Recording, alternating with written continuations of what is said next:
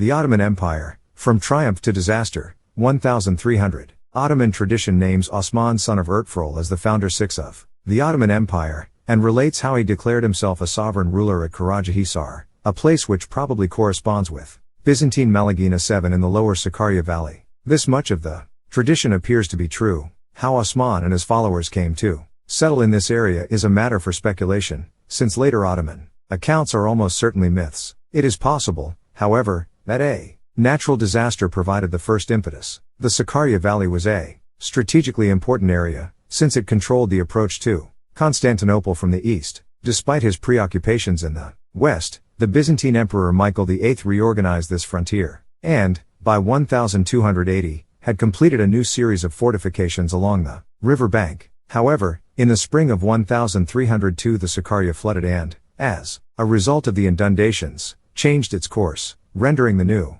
defenses useless. It was possibly this event that allowed Osman's men to cross the river and settle in the Byzantine province of Bithynia. 8. Within a very short time, Turkish raiders had reached the Sea of Marmara. The contemporary Byzantine chronicler Pakimirs describes how news of Osman's victory spread and attracted Turks from other areas of western Anatolia to join his following, and how his force was strong enough to defeat a Byzantine army near Nicomedia, Izmit, exposing all Bithynia to his raids. From their base, in the Sakarya Valley, where Osman had occupied the old Byzantine fortified places, his men plundered the countryside to the west, forcing the inhabitants into the walled towns. These remained secure, since Osman obviously lacked the military skills to undertake formal sieges. His assault on Nicaea failed. At the time of his death in the mid-1320s, Nicaea, Prouses, Bursa, Nicomedia, Izmit, and Pegai had still not fallen. It was Osman who was the founder of the Ottoman Empire, and who was to give his name to the Ottoman, or Osmanli, dynasty.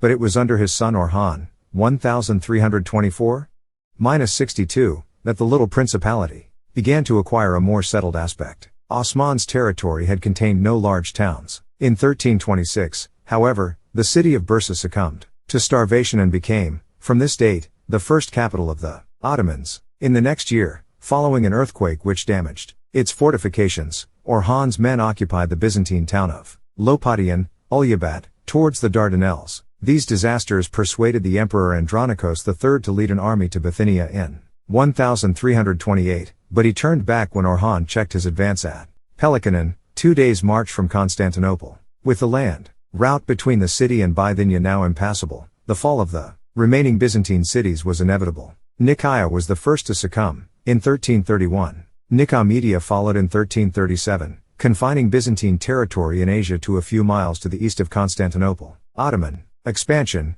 however, was not only at the expense of Byzantium. In 1345-6, Orhan annexed the Turkish Emirate of Karasi, whose lands along the Dardanelles provided a crossing point from Asia into Europe. Less than 10 years later, in 1354, Orhan's son Suleiman Pasha occupied Ankara to the east of his father's territory, but such is the obscurity of this period, that it is not clear from whom he took the city. It was Orhan, too, who first established an Ottoman bridgehead in Europe. He achieved this by exploiting a civil war in Byzantium between the rival emperors John V Kantakouzenos and John V Palaiologos. Kantakouzenos sought allies among the Turkish rulers of western Anatolia and, in 1346, formed a pact with Orhan by marrying him to his daughter Theodora. The strategy was successful and, in 1347, Kantakouzenos entered Constantinople and proclaimed himself emperor, with John V as his co-regent. It was, however, Orhan who gained most from this arrangement. In 1352,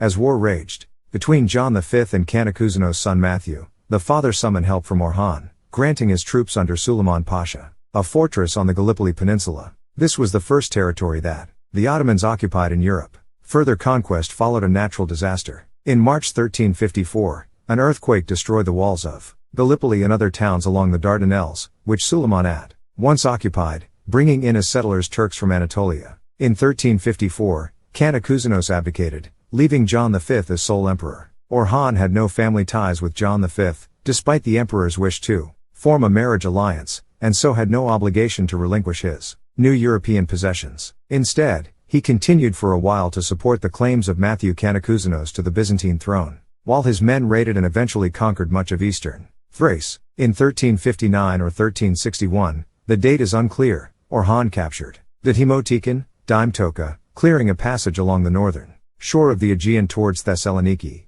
By the time of Orhan's death in 1362, his realm had taken on characteristics which were to distinguish the Ottoman Empire into the 20th century. It comprised lands in both Asia and Europe, cities, as well as rural settlements, and the ruler had constructed the first mosques and religious establishments that distinguished his principality as a Muslim polity. It seems from a short literary reference that Orhan's son, Murad I, 1362–89, came to the throne after a civil war. 10 By the end of the 1360s, he was clearly secure in his rulership, and his realms in Anatolia and in Europe began to expand rapidly. In the east he annexed the Turkish principalities that lay in an arc between his own lands in northwestern Anatolia and Antalya on the Mediterranean coast. Ottoman chronicles present these annexations as entirely peaceful. Murad acquired, they say, part of the Principality of Germian as a marriage portion which came with the betrothal of a Germianid princess to his son, Bayezid. Hamid to the south of Germian, Murad acquired by purchase. In fact, the Germianid marriage and the annexation of Hamid probably followed a military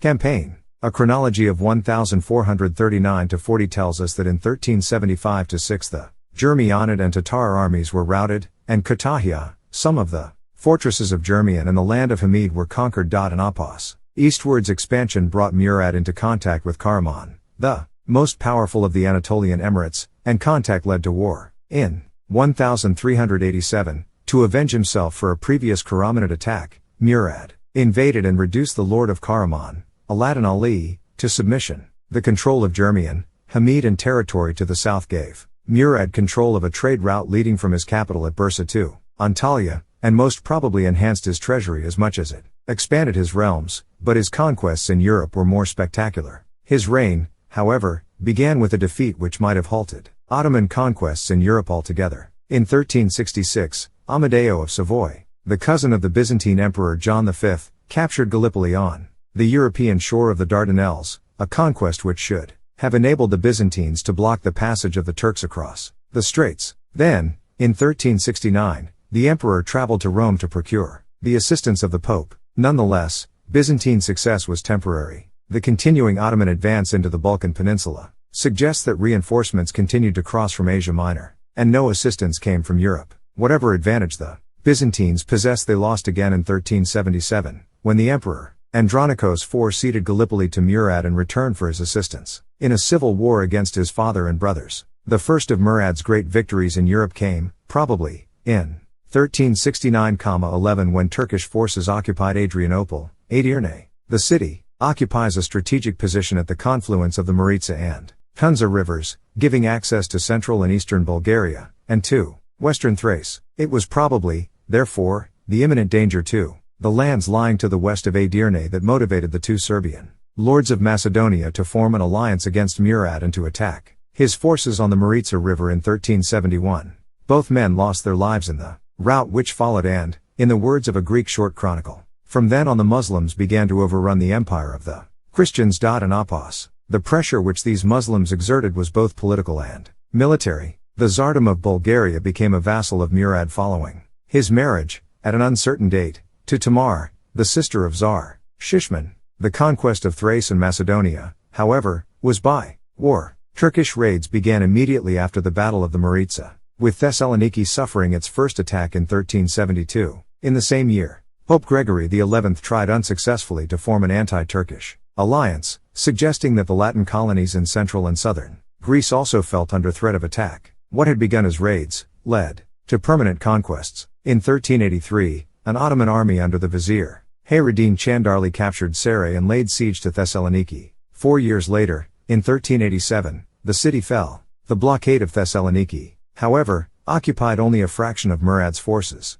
Varoya fell, probably, in 1385–6 and Bitalah shortly afterwards, bringing all of southern Macedonia under Ottoman control by 1387. By the 1380s, too, the Turks had begun to make raids southwestwards into Epirus. By 1386, Esau Bundelmonti, the despot of Epirus, was Murad's vassal, and southwards to the Peloponnesos. In 1387, in response to an invitation from Theodore, the Byzantine despot of Mistra, the Turkish lord Evrenos harried lands in the Peloponnesos, attacking not only the rebels against the despot, but also the Venetian settlements in the peninsula. Meanwhile, to the north, Ottoman expansion continued in the direction of Serbia. In, probably, 1385 Sofia fell. Niš followed in the spring or summer of the next year, enabling Murad to enter the territory of the Serbian lord, Prince Lazar. This invasion was a failure. Lazar checked Murad's advance at Plovdiv, possibly in the summer of 1386, and forced his withdrawal. For 3 years Murad did not return to Serbia. His advance in the west had given the emir of Karaman, Aladdin Ali, the opportunity to attack his lands in Anatolia, and it was against Karaman that Murad campaigned in 1387. Then, during the same year, the Bulgarian Tsar Shishman renounced his allegiance to Murad, unleashing a campaign under the vizier Ali Chandarli to reduce him to submission. By the summer of 1388, Shishman had again accepted Murad's overlordship. 12 But it was another event in 1388 that drew Murad back to Serbia in the following year. It seems feasible that Murad's vassal George Strasimirovic Balsvik and Apos, lord of Zeta to the south of Bosnia, asked Murad for troops to attack Tvrtko, king of Bosnia, and that Murad responded by sending a certain Shahin. In August 1388, Bosnian troops routed Shahin's men at Bilica, near the Adriatic, and it was perhaps with a view to striking ultimately against King Tvrtko that Murad marched westwards in 1389. His route, in any case, led him into Serbia, and here, on 15th of June, 1389, he encountered the army of Prince Lazar at Kosovo Polje. 13 The outcome of the battle seems to have been a Turkish victory insofar as the Turks held the field, but with great losses. Both Murad and Lazar lost their lives in the battle. According to Ottoman tradition, Murad's son, Bayezid, succeeded his father in a coup on the battlefield of Kosovo,